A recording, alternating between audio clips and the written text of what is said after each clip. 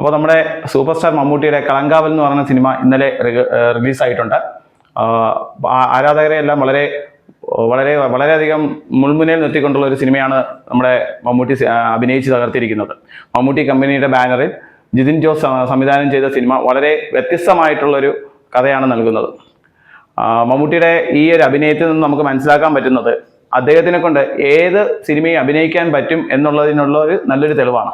കാരണം കാതൽ എന്ന് പറയുന്ന സിനിമയിൽ നിന്നും അദ്ദേഹം അഭിനയിച്ച ആ ഒരു റോള് എന്താണ് നിങ്ങൾക്ക് നല്ലപോലെ അറിയാം. അതിൽ നിന്നും വളരെ വ്യത്യസ്തമായിട്ടും ആരാധകരിൽ നിന്നും തന്നെ മുൾമുനയിൽ നിർത്തുന്നതുമായിട്ടുള്ള ഒരു കഥാപാത്രമാണ് മമ്മൂട്ടി നമുക്ക് തന്നിരിക്കുന്നത്. അതായത് അദ്ദേഹത്തിന്റെ ആ ഒരു സിനിമയ്ക്ക് കൊടുക്കാവുന്ന ഏതൊരു കഥാപാത്രവും ഞാൻ ചെയ്യാൻ തയ്യാറാണ് എന്നുള്ള ആ ഒരു മനസ്സ് നമുക്ക് മമ്മൂട്ടിയെ അഭിനന്ദിച്ചേ പറ്റൂ. നമ്മുടെ നായകനായിട്ട് വന്നിരിക്കുന്ന വിനായകനാണ്, അതുപോലെ തന്നെ ഇതിന്റെ പ്രതിനായകനായിട്ട് വരുന്നത് മമ്മൂട്ടിയാണ്. അപ്പോൾ സ്വാഭാവികമായിട്ടും രണ്ടുപേരുടെയും വിനായകന്റെ അഭിനയം എന്ന് പറയുന്നതും മമ്മൂട്ടിയുടെ അഭിനയവും തമ്മിൽ നല്ലൊരു രീതിയിൽ വ്യത്യാസമുണ്ട്. അപ്പോൾ സ്വാഭാവികമായിട്ടും നമ്മുടെ വിനായകന്റെ അഭിനയം എന്ന് പറയുന്നത് നല്ലൊരു അഭിനയമാണ് കാഴ്ചവെക്കാറുള്ളത്.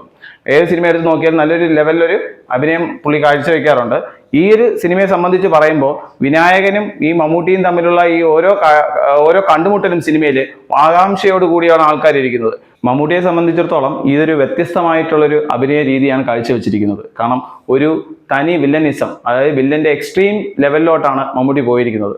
നമുക്ക് പ്രതീക്ഷിക്കുന്ന രീതിയിലുള്ള ഒരു തരത്തിലുള്ള ഒരു സോഫ്റ്റ് ആയിട്ടുള്ളതോ അല്ലെങ്കിൽ ഒരു നായക വേഷമോ ഇതിൽ നിന്ന് പ്രതീക്ഷിക്കാവുന്ന രീതിയിൽ നമ്മൾ സിനിമയിലോട്ട് പോകേണ്ട ആവശ്യമില്ല. അതായത് ഇതിൽ മമ്മൂട്ടി മൊത്തത്തിലൊരു പൂർണ്ണമായിട്ടൊരു വില്ലൻ റോളാണ് കൈകാര്യം ചെയ്യുന്നത്. അത് ചില മമ്മൂട്ടി ആരാധകരെ ചിലപ്പോൾ വിഷമിപ്പിച്ചേക്കാം, ചിലരെ ചിലപ്പോൾ എന്ത് ചെയ്യാം, ഇങ്ങനെയും മമ്മൂട്ടി എന്ന് പറയുന്ന ഒരു കഥാപാത്രം ചെയ്യാൻ പറ്റുന്നു എന്നുള്ളത് സന്തോഷിക്കുന്ന പ്രേക്ഷകരും കാണാം.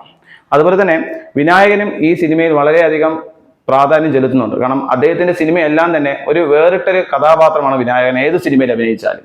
അതുപോലെ ഈ സിനിമയിലും വിനായകന്റെ റോള് വളരെ വ്യത്യസ്തമായിട്ടുള്ള റോള് തന്നെയാണ്.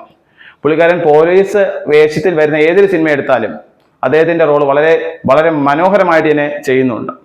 ഓരോ സീനറികളിലോട്ട് പോകും തോറും ഓരോ സ്ഥലത്ത്, അതായത് നമ്മുടെ കേരള തമിഴ്നാട് ബോർഡറിലോട്ടുള്ള ഭാഷയും അതൊക്കെ തന്നെ വളരെ വ്യക്തമായിട്ട് അതിൽ നിന്ന് മനസ്സിലാക്കാൻ പറ്റും. അവരുടെ ആ ലാംഗ്വേജിലോട്ട് ഇറങ്ങി ചെന്നിരിക്കുകയാണ് മമ്മൂട്ടി.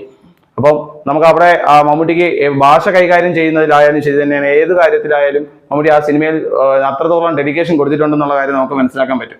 ഒരു പ്രതിനായകനെ സംബന്ധിച്ചിടത്തോളം ഇത്രയും 23 നായികമാരുമായിട്ടുള്ള അഭിനയം വളരെ വ്യത്യസ്തമായിട്ടുള്ള രീതിയിൽ അഭിനയിച്ചിട്ടുണ്ട്.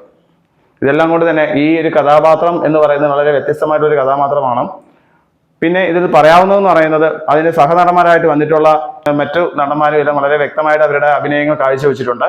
കുറ്റാന്വേഷണ കഥയാണെങ്കിൽ പോലും യാഥാർത്ഥ്യമുള്ള ഒരു കഥയിൽ നിന്നും സത്യത്തിൽ നിന്നുമാണ് ഇത് വന്നിരിക്കുന്നത്. പക്ഷെ അതിനെ വളരെ വ്യത്യസ്തമായിട്ടുള്ള രീതിയിൽ എന്ത് ചെയ്യുന്നുണ്ട്, ചിത്രീകരിച്ച് കാണിച്ചിട്ടുണ്ട്. ഈ കഥയിൽ നമ്മുടെ പ്രേക്ഷകരെ പിടിച്ചു നിർത്തുന്ന വളരെ കൂടുതൽ സന്ദർഭങ്ങൾ ഇതിലുണ്ടെന്ന് എടുത്തു പറയേണ്ടതായിട്ടുണ്ട്. കാരണം നമുക്ക് ഈ സിനിമ കാണുമ്പോൾ തന്നെ മനസ്സിലാക്കാൻ സാധിക്കും എന്താണ് സംഭവിക്കാൻ പോകുന്നത് എന്നുള്ള രീതിയിൽ നമുക്ക് ഒരു ക്ലൂവും കിട്ടുന്നില്ല ആ പടത്തിൽ. അത് നമുക്ക് ആ പടം കാണുന്ന സമയത്ത് തന്നെ, അല്ലെങ്കിൽ ആ സിനിമ കാണുന്ന സമയത്ത് തന്നെ നമുക്ക് മനസ്സിലാക്കാൻ പറ്റുന്ന ഒരു കാര്യമാണ്. അപ്പോൾ ഓരോ അന്വേഷണത്തിലോട്ട് പോകും തോറും നമ്മൾ എന്താണ് ഇപ്പം ശരിയാകും, അല്ലെങ്കിൽ ഇപ്പം പിടിക്കും, മമ്മൂട്ടി ഇപ്പം പിടിക്കും എന്നുള്ള രീതിയിൽ ഒരു ഇതിൽ പോകുന്നുണ്ടെങ്കിൽ പക്ഷെ നമുക്കതിൽ മമ്മൂട്ടി യാതൊരു വിധത്തില് വിനായകൻ അതുമായിട്ട് അറ്റാച്ച്മെന്റ് വരുന്നില്ല എന്ന് തന്നെ പറയാം. കൂടുതൽ നമുക്ക് ആ സിനിമ കാണുമ്പോൾ തന്നെ അത് നമുക്ക് മനസ്സിലാക്കാൻ സാധിക്കും.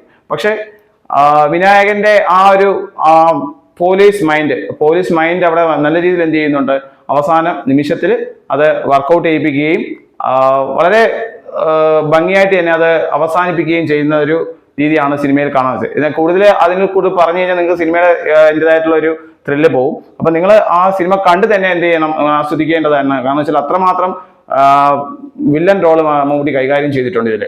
അപ്പം ആ ഒരു വില്ലനിസം മമ്മൂട്ടിയിൽ നിന്ന് പ്രതീക്ഷിക്കാവുന്നതാണ്. ഇപ്പൊ ഈ പ്രതീക്ഷിക്കുന്നതിനേക്കാൾ അമിതമായിട്ടാണ് വന്നിരിക്കുന്നത്. അതുകൊണ്ട് നമ്മൾ ആ സിനിമ പോയി കണ്ടാൽ മാത്രമേ എന്ത് ചെയ്യാൻ പറ്റൂ, നമുക്ക് അതിനെക്കുറിച്ച് കൂടുതൽ മനസ്സിലാക്കാനായിട്ട് പറ്റത്തുള്ളൂ.